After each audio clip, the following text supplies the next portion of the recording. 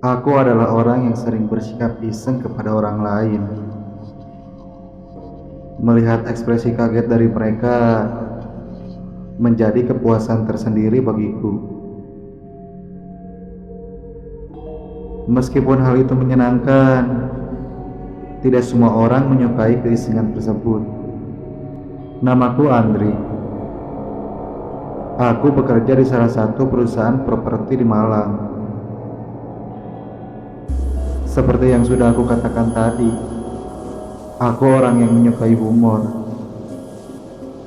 Sikap isengku sering membuatku merasa senang. Tapi karena keisenganku itu, aku mengalami sebuah kejadian yang tidak bisa aku lupakan.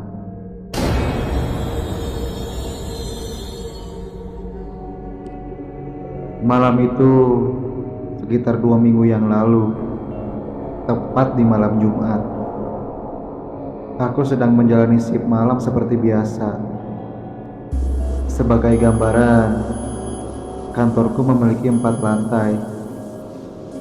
Lantai 1 digunakan untuk kafe dan galeri pemasaran.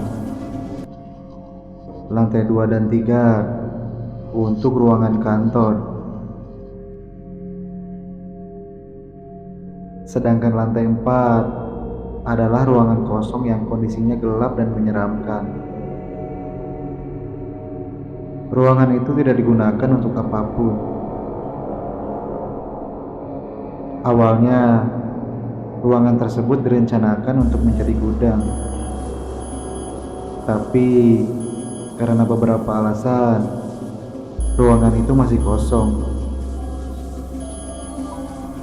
Sore itu aku tiba di tempat kerja dan memanfaatkan waktu luang untuk menonton video di YouTube.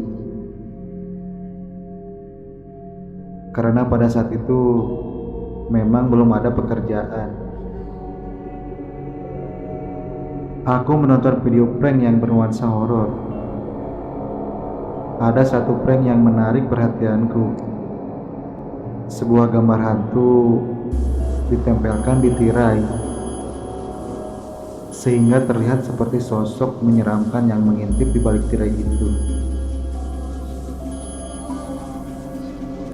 Ide isengku langsung muncul di kepalaku. Aku berencana membuat gambar serupa, kemudian menempelkannya di pintu kaca lantai 4. Lalu menjadikan salah satu teman kerja sebagai korban. Aku pikir pasti akan sangat lucu dan berhasil. Saking bersemangatnya, aku mencari gambar hantu menyeramkan, yaitu sosok kuntilanak dengan rambut panjang dengan tatapan kosong. Setelah menemukan gambar itu,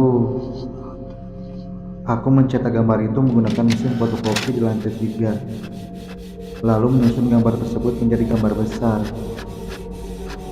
Setelah gambar itu selesai dicetak dan dirapikan, aku perhatikan sosoknya memang menyeramkan. Tak lama dari situ, aku langsung menuju lantai 4 dan menempelkannya gambar tersebut di pintu kaca. Setelah menempelkan gambarnya, kemudian aku mematikan lampu di tempat itu agar suasananya lebih menyeramkan. Korban prank malam itu adalah Denny, seorang satpam muda yang terkenal penakut. Aku mengajaknya ke lantai 4 dengan alasan ingin memeriksa listrik yang mati. Kami berdua pun naik bersama. Aku di belakangnya sambil merekam reaksinya menggunakan ponsel. Saat sampai di lantai 4, Denny melihat gambar tersebut. Apa itu? Ah! Dia pun terkejut. Ekspresinya menunjukkan kepanikan. Lalu dia berlari turun ke bawah. Aku melihat ekspresinya dan merekam sambil mengikuti ke bawah.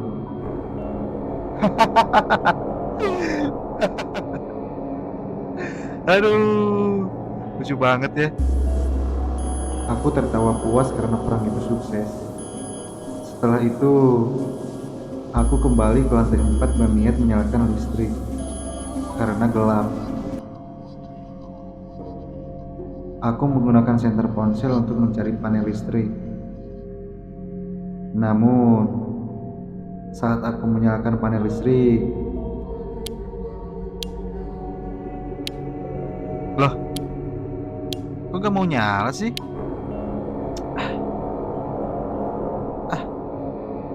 Kenapa ya? lampu tidak mau menyala. Sepertinya konslet. Aku meninggalkan tempat itu menuju lantai bawah untuk bertanya mengapa listrik mati. Tapi ketika aku hendak turun tangga, aku menoleh ke pintu kaca. Segalanya menjadi aneh.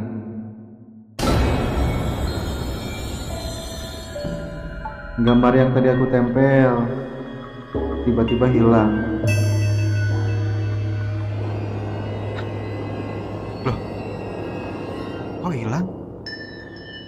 Apa mungkin jatuh ya? Aku pun memeriksa gambar tersebut, siapa tahu jatuh ke bawah. Pas aku lihat, tidak ada kertas yang jatuh ke lantai.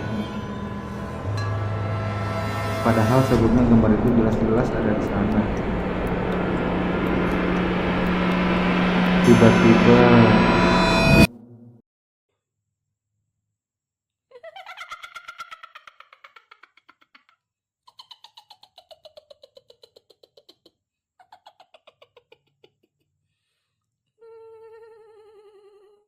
aku mendengar suara tawa perempuan.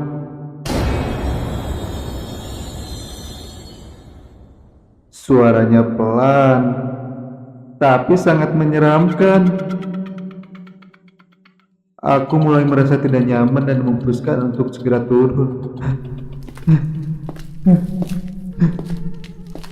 Anehnya, meskipun aku terus berjalan turun, aku selalu kembali ke lantai 4. Langkahku seolah-olah tidak berhasil. Dalam kebingungan, aku kembali mendengar suara tawa itu. Ketika aku melihat kaca,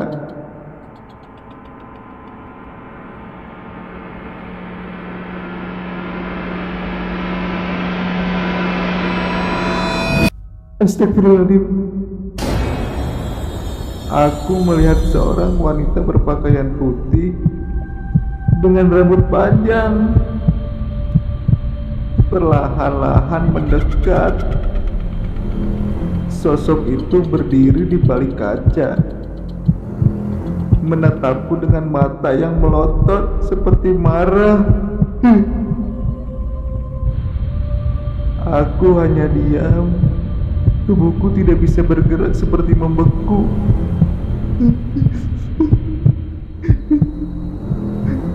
Dalam rasa takut, aku berdoa sambil menutup mata.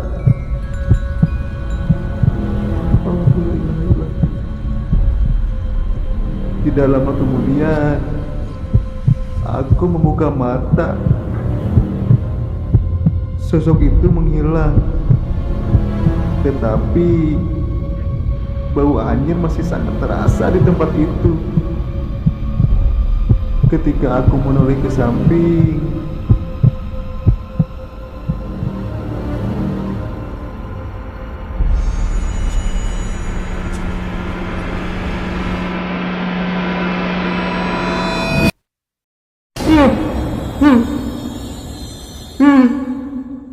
sosok itu sekarang berdiri di dekatku.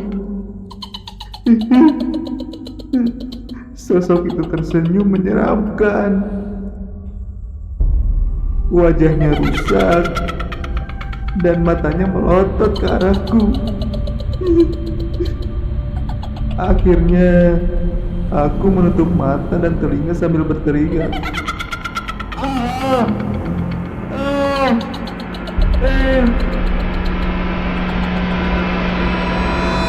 Saat itu Seseorang menyentuh pundakku.